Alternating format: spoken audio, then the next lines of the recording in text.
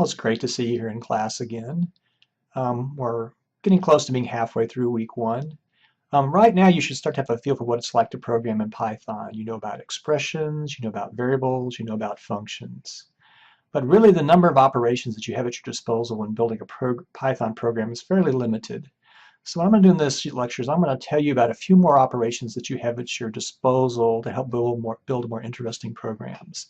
In particular, I'm going to talk about remainders and modular arithmetic. I'll talk a little bit about how to work with strings and numbers, and then I'll finish it off by telling you how to get access to some more built-in functions inside Python. Okay, let's go to it. So let's talk about a few more operations that we can use in Python. For the first part of the lecture, we're going to talk about modular arithmetic. Now, you may not have heard that phrase before, but you actually know how to do modular arithmetic. In third grade, you learned how to do long division. You had a dividend and a divisor, and you divided one into the other. What came out was a quotient and a remainder. So that remainder is actually, essentially, you're computing modular arithmetic when you compute remainders. So I'm going to give you a few examples illustrating how to use modular arithmetic. So let's start off with a really simple problem. Let's say we have a two-digit number, and we'd like to compute its tens digit and its ones digit.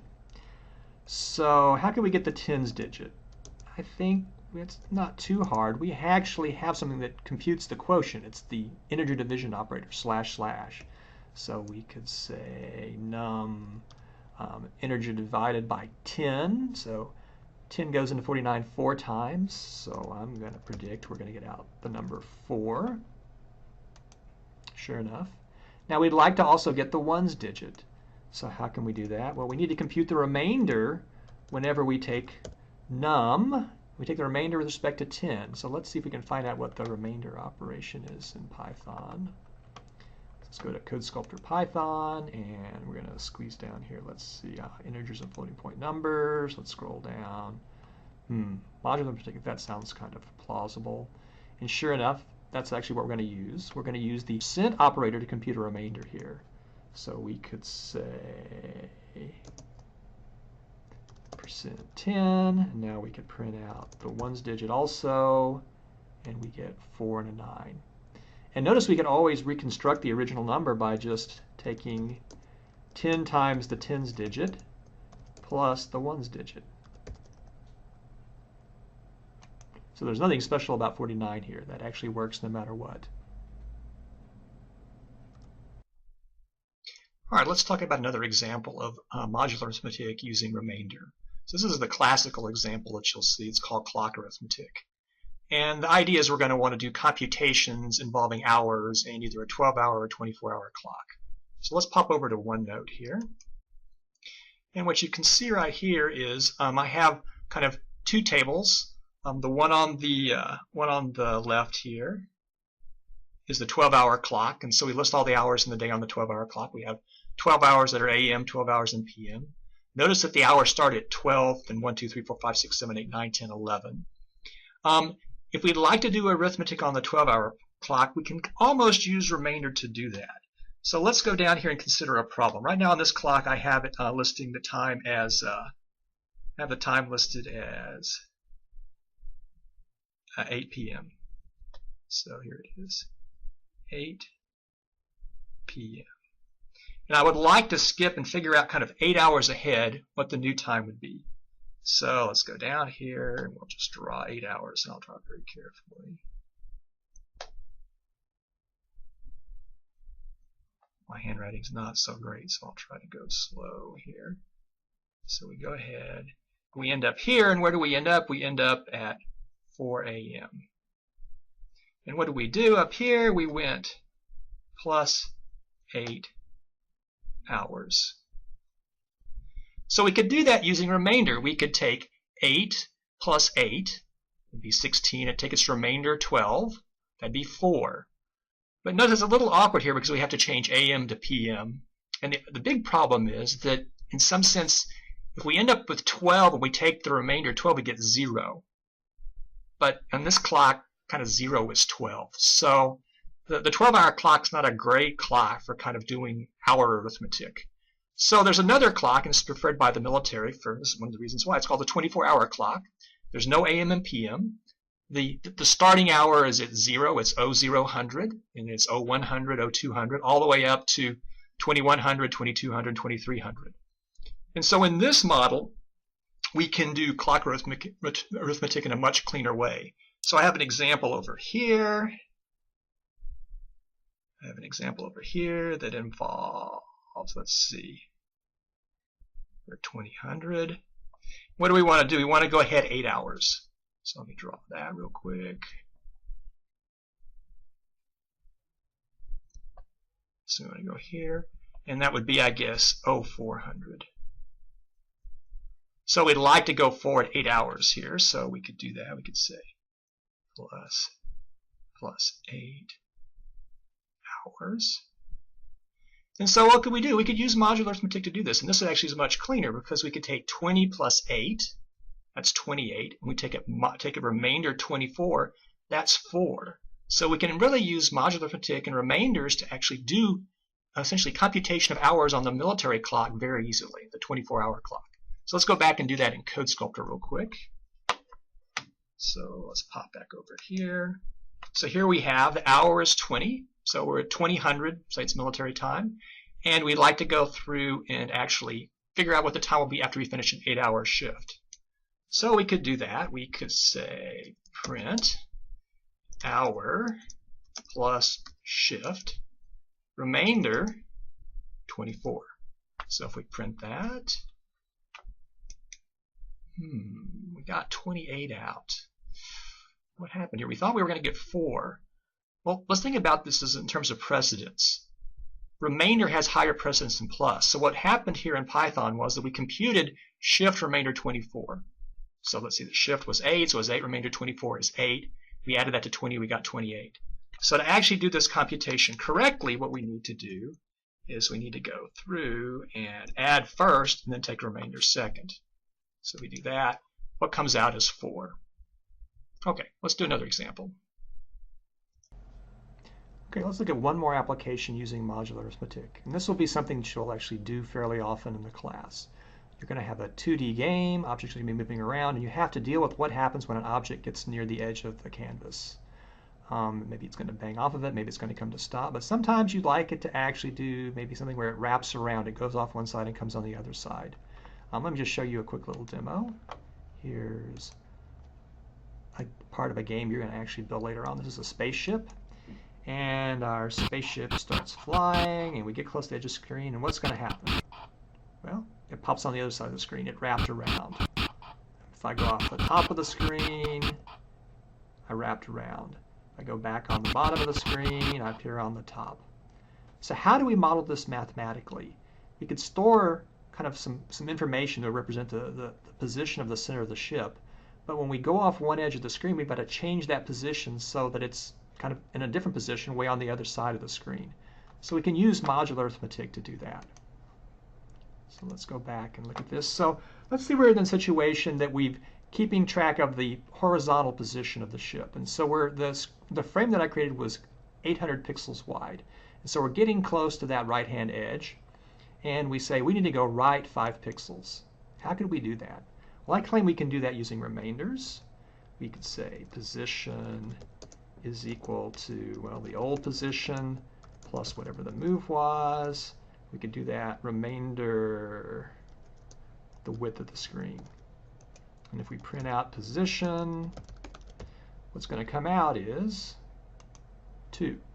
The position of the ship after we move 5 units right is not over past the right-hand side of the screen. It's actually over on the left-hand screen, side of the screen at position 2. So we've popped from the right-hand side to the left-hand side. The interesting thing, this also works the other way. And to do that, you have to understand how a remainder works on negative numbers. If we take the remainder of something that's negative, what happens is we're always going to get a number back in the range from 0 to width. 0 to the number that we're taking the remainder with respect to. So what's going to happen is when we take the remainder of something that's negative, we're always going to get something that appears on the screen, something in the right range. Let me just do that tangibly. Let's say we were the other way. Let's say we were at position 2. So we're going to kind of reverse this. We were at position 2, and we did a move of -5. We kind of moved to the left. We're on the left-hand side of the screen, and we move left. That's going to be -5. Run the same code. Well, what's going to come out? We're going to get 2 minus 5 is -3. So we have to find -3 remainder 800. And I told you that's always going to be a number between the 0 and the width. So it comes out at 797. So we kind of took -3, we added 800 to it. It gives a number between 0 and 800. It's 797. So we popped to the right-hand side of the screen. So notice using remainders here actually works in both directions. It works when you're moving left, it works when you're moving right, it works when you're going up, it works when you're going down. So remainder is going to be your friend when you're doing screen wrapping in your games. The next topic that I like to cover is talk a little bit more about how to convert back and forth between data types. In the lecture on arithmetic expressions, we talked about the operator int and the operator float, and how those kind of converted data in other forms into either an integer or a floating point number. There's times when you're going to have a number and you're going to want to convert it into a string so you can print it out. Your first 3 projects are going to involve really just doing lots of printing. You won't get into using the canvas and doing drawing until week 4. So what I want to do here is just talk a little bit about how you can convert things into a string. And so I'm going to motivate it by just talking about a very simple problem. So we talked earlier about the 24-hour clock. And in the 24-hour clock, you always kind of think about the hours as being 2-digit. Even if there's a 0 in front of it, even if it's like 3 a.m., it's really 03. So here, if 3 a.m. would be 0300. So what I'd like to do is talk about how to take an hour in the 24-hour clock and convert it into a string that looks like this, especially make sure it has a leading 0. So to do that, we're going to use a little bit of modular arithmetic, use some remainders. We're going to use what we talked about before we got the 1s and 10s digit. And then we're going to have to figure out how to do a couple of string operations to get those numbers and convert them into a string. And then we're going to have to figure out how to kind of format that string so it'll look like something in this form here. So let's see if we can do that. So the first thing is let's get the 1s digit. I think we've already done that. And the 10s digit.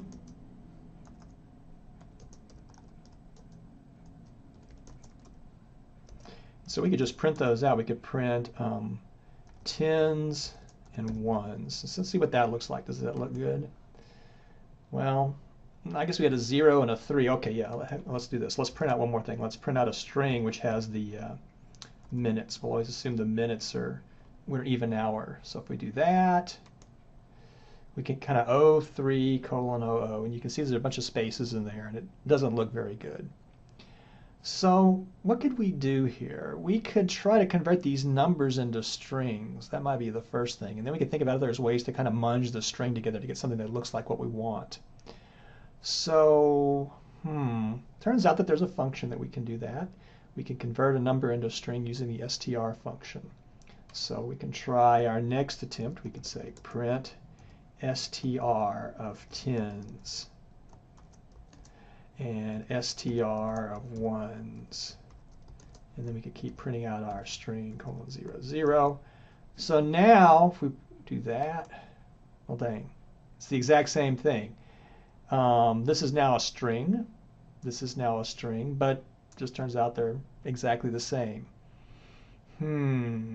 But now that they're strings, we can do some things to them that we couldn't do with numbers. So for numbers, when we use the plus separator on them, we added the numbers. Turns out Python likes to take common operators and try to interpret them as being applied to things that you're not used to. So for example, there's a plus operator for strings. So what would plus operator do for strings? Well, it joins the strings together. So what I'm going to do is I'm going to try one more attempt here. I'm going to say print plus the string of 1s plus, and let's add in our little, let's try that, see if anything good happens. So notice what happened here now. This plus operator joined the strings together, and it didn't throw an error because this is a string and this is a string and this is a string, so it's nice to actually take strings and join them together. And most importantly, it didn't put in all these annoying blank spaces in here. This is an example that's called string formatting. And you're going to get good at it after the next couple of weeks here. But the most important thing is remember this function str. It converts something into a string. Just like int converted something into an integer and float converted something into a floating point number, str converts something into a string. Okay, let's finish off and we'll do one more thing. I mentioned that there are lots of other functions available inside Python. The way you get at those functions, there are these extra functions built in things called modules. And they're kind of things that are outside basic Python that people have built and added into Python. And to get access to those functions, you need to go through import them. So in Python, you need to say import module name. So if you go to the Hello World page, you'll see something that says import Simple GUI.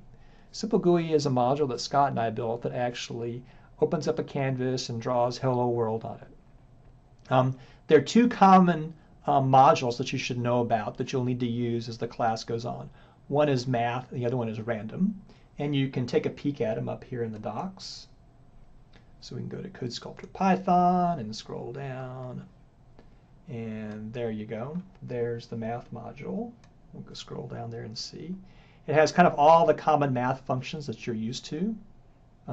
If you're looking for a math function that's not built into Python, you can say import math and go down here and use all these.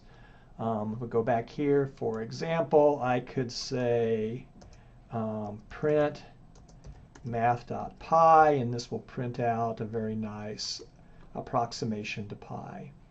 And the other one, then you're going to use them this week. It's going to be a random module, and it gives you the ability to generate random numbers.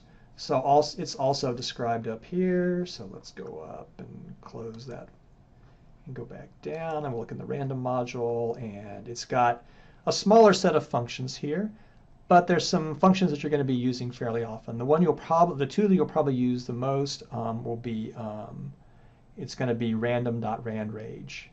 And so that one you should take a look at and figure out how it works, and you'll be all good. Okay, so those are some other functions you can use in this week and upcoming weeks. See you next lecture.